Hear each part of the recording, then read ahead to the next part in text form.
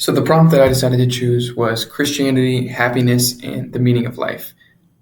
Um, so really, this focuses a lot on Pennington's book, Jesus the Great Philosopher.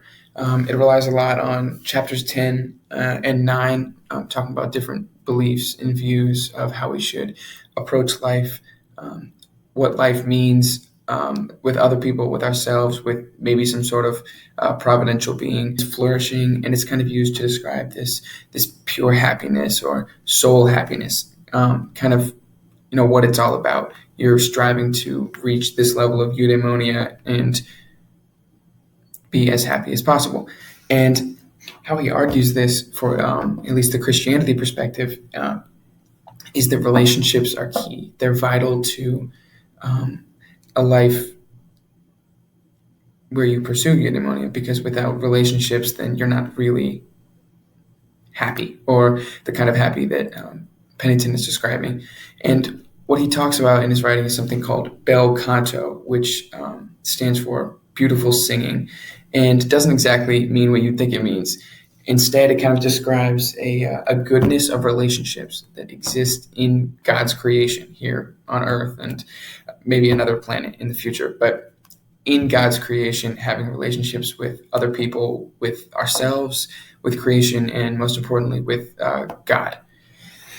And then Pennington talks about several biblical examples that we can find of relationships that he views as, or that just are very important. For example, David and when he was king, King David, and the kingdom of Israel as a sort of a father-son dynamic. We see Adam and Eve early on as not only friends, but obviously they end up getting married and starting quite a long lineage. And he also describes the Abrahamic lineage, which not coincidentally, is connected to David as well, and how family factors into relationships. But I'll get into that later. And another argument that Pennington uses is that Jesus' life is the example, or the imago Dei, which stands for the image of God. Sorry. And what this means is that we're intended to live like God. We're told in the New Testament by Jesus and several other times that our intention, or God's intention for us as creation, is to live as closely to Jesus' life as we can, live in the image of God. And that's a very well-known aspect of Christianity. And a little subplot of that is in these relationships that Jesus had while he was on earth, it was chosen. He decided who he wanted to work with him, but it wasn't based on any earthly standings, because they all came from different backgrounds and lives. But that wasn't what it was about. It was about how they could work with him and have an impact on earth, how they could be used to further the kingdom and spread the seed of God. So here we have a quote from page 157 that says, "Neither Adam nor Eve are fully sufficient by themselves, because together in their male and female distinction, they reflect the image of the invisible God."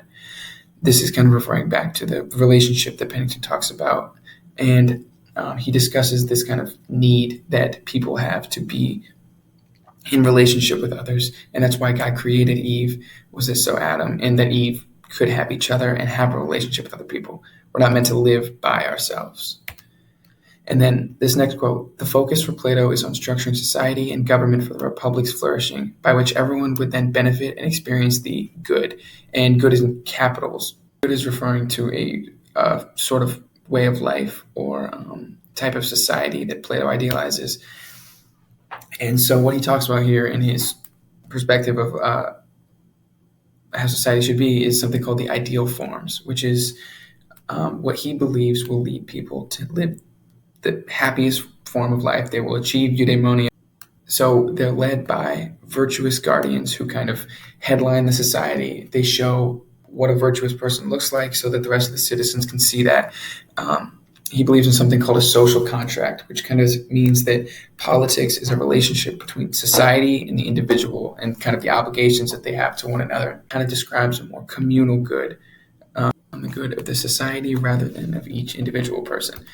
And here we have a quote: "Humans today, especially in the West, live in a psychological space where the old structures, both pagan and Christian, have broken down and been replaced with a scientific understanding of the world." That's found on page 190, and this is describing nihilism. So Dreyfus and Kelly are the authors of a book that talks about nihilism a little bit, and Pennington mentions this when he's talking about different approaches to happiness in life.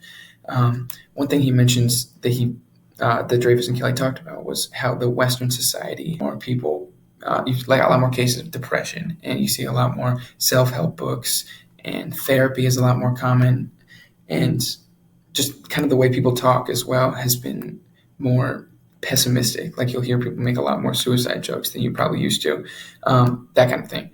And that happiness overall is very hard to find because we've made it hard to find for ourselves.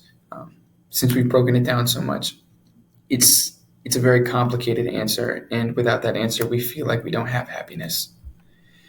So moving on, this quote from page 143 says, "Ultimately, these parts are made up of individual citizens who learn their shared principles, politeia." Again, it's about relationships.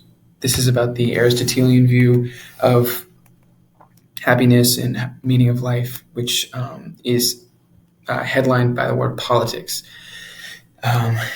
Aristotle believed in relationships and that people were imperfect. He thought that pure friendship was the key, and that's how you could get to this point of eudaimonia, was having complex friendships with other people. And he also had a sort of city-state view or society like Plato, except his was governed by a constitution, which he believed should be a virtuous monarch rather than laws, because he felt that laws were flawed and didn't really capture the whole picture. And the reason he differed from Plato was because he felt that Plato, his structure kind of required perfection from the citizens. They all needed to be as virtuous as possible, and that's just not how real life is. The reason that I've chosen Christianity as my life view is, well, for a few reasons. One of them is equality.